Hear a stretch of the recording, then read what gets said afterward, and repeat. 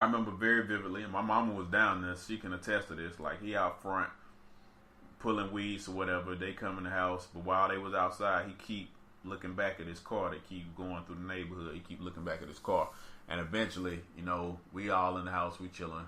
I'm cooking or something, and then like somebody come to the door. I go to the door. It's a cop at the door, and he like, I wanna give your son some Tampa Bay Rays tickets because I'm just out here as part of the neighborhood watch. He was very aware of me moving around or whatever, and I noticed him really like paying attention to me moving. And Adonis, I call Adonis. I'm like, cop want to give you some tickets, and Adonis is basically like, nah, I'm good. Like you said it's a cop at the door. That's all I need to know. I don't care what he got to give me. I'm not coming to the door for no reason. Like eventually he came around to the door, but even then it was like his level of skepticism is not what you would expect for a kid to have with an encounter for somebody that's intended to protect him. You know what I mean? So it's like he understood so much at that point, especially with how the political climate was and how everything was going on, to the point where he was like, this is not what I want. And like even to this day, like he'll make jokes, like he'll make racial jokes about it, even at his age at 11. And it's like he doing that because he aware, like he know, like it's not a secret to him anymore. But honestly, the days I miss are the days that honestly he didn't know. I wish the day came that I never had to have that conversation and I didn't have to teach him. But if I don't, a wrong word, a wrong conversation, a wrong gesture, and he might not come at home at all. So it's like, exactly. Like I'm forced into the situation where it's like, all right, now I gotta have this talk, because if you don't know how to react in certain situations where authority is there, or you don't know how to respond, or even if you get scared and make a wrong movement, any one of those scenarios could end with a slug in your chest. And I always like to say this in reference to kids, because like, I mean, we had the kill zone chart situation. Cop roll up on you, they're assessing, if you're a nigga, African American, a well-to-do African American, or influential African American. If you're at the bottom of the chart, they can kill you because, I mean, you ain't contributed to society, and after a while, they're going to brush that shit under the rug. Yep. And if you're at the top of that, if you're the MLK or whatever, they'll find a way to defame you, kill you, do whatever what they need to do to get rid of you, because you might wake too many people up. But the thing about that is, no matter where you fall on that chart, you still black.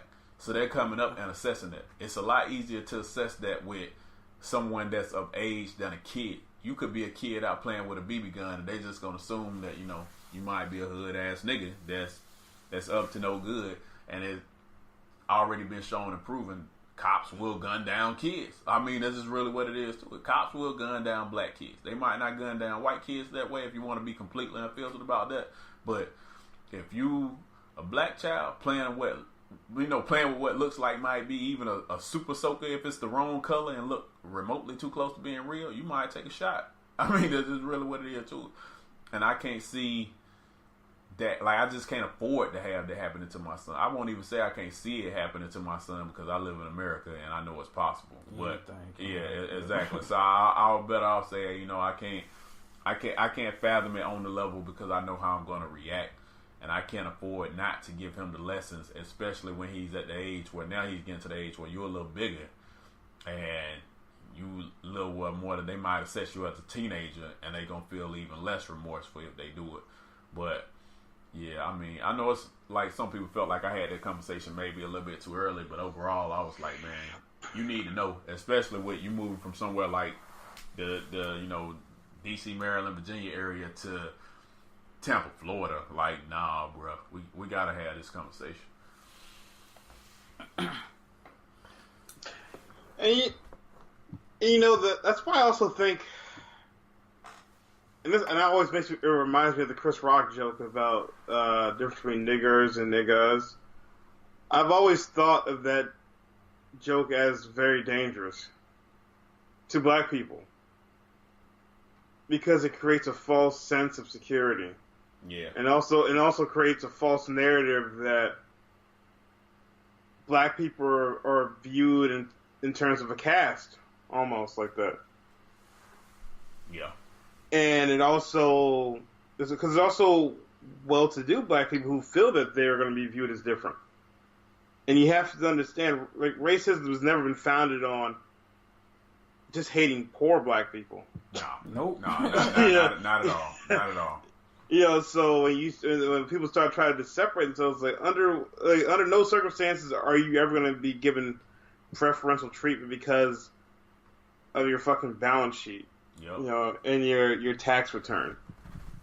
And also, why are we trying to divide ourselves even further, where other races aren't looking to do that? And I think it's just unhealthy. And Chris Rock, as we saw with the video of Louis C.K., even though it was 7 years ago,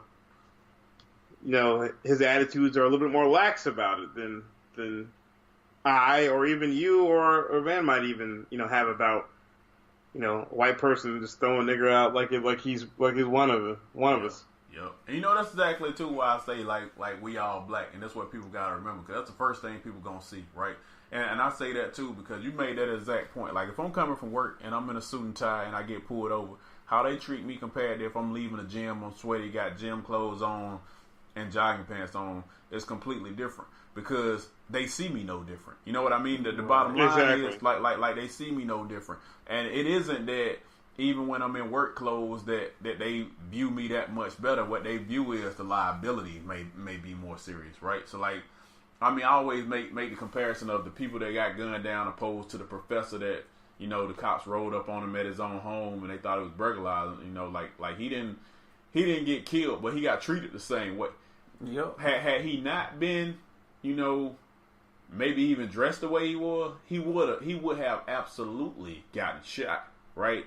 So, like, because there's already a social caste system and there's already a certain stigma when they roll up on you because you're black, like, until you speak or until they can identify something that make them pause, like, no, you still a nigga. Don't get it wrong.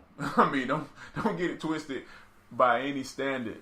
And what make it even worse, though, is, like, cause, I have to think about it, like, when it comes to, like, having a son, man. Like, when they roll up on a kid, like, it's gonna be some cops that feel like they doing the society a service.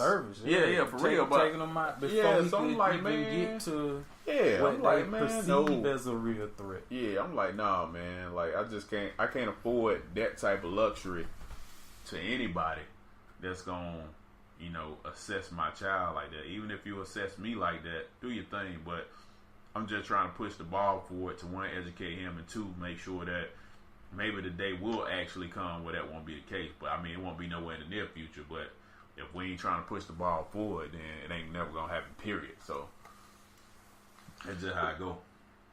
That's also what made like Bill Cosby, rapist ass nigga, what made his shit before so dangerous when he was his contention of pull your pants up and then you'll get more respect. That's what made it such it's bullshit. Yeah. Yep. So I was like you're saying that. So if you're saying how you dress is how you're being judged, then it's so subjective. You can you can figure out a way to hate anybody based on that. Yeah, but you made that point in another podcast though, where you were like, that is also so dangerous because that's another reason why like you end up with stuff like Me Too. If a woman want to wear something that's slightly provocative just because that's what she want to wear and that's the mood she in, you assess that she a hoe and you approach in a certain manner, you better expect you're gonna get treated exactly how you approach, because your approach was wrong basically because you made an assumption based off how she was dressed. And then you screwed. And then there's no going back from that. And I'm absolutely one of those people where you approach me and you treat me a certain type of way because you think you're about to get over because of what color I am. Well, yeah, I'm gonna take it the full length of the law, and know the law is not gonna always work in my favor, but unfortunately for you, I got the funds to go to to go the distance to actually see this shit through. So, do it how you want to do it. Yeah, to touch back on that whole thing, what you said about Chris Rock and that rhetoric about the difference between black people and niggas is the main thing I always see about that when black people being harassed is never the quote unquote niggas. It's always the regular decent, black people that's just trying to live their life and do just do them and not really trying to have no drama.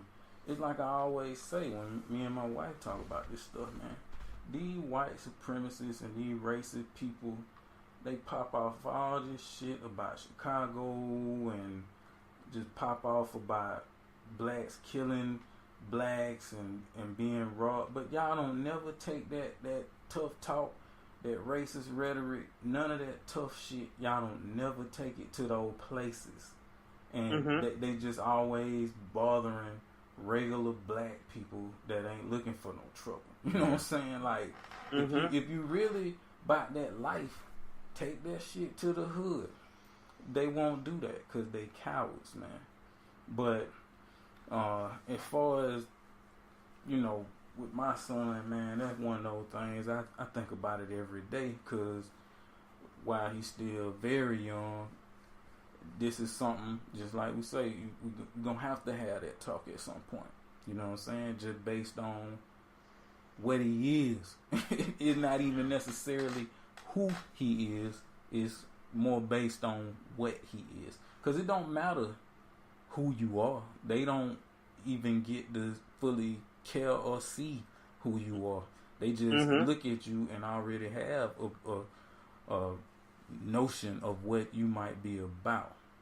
But one thing that we try to do is, especially in this day and age, because it's way more representation with us now than when I was growing up, or maybe, you know, you or Corey, because we didn't have books and media and all that where we were represented, you know, well, you know. So a lot of the books because we read to my son every night. He has his favorite books, and a lot of the books that we have are books with black artwork, you know, black characters.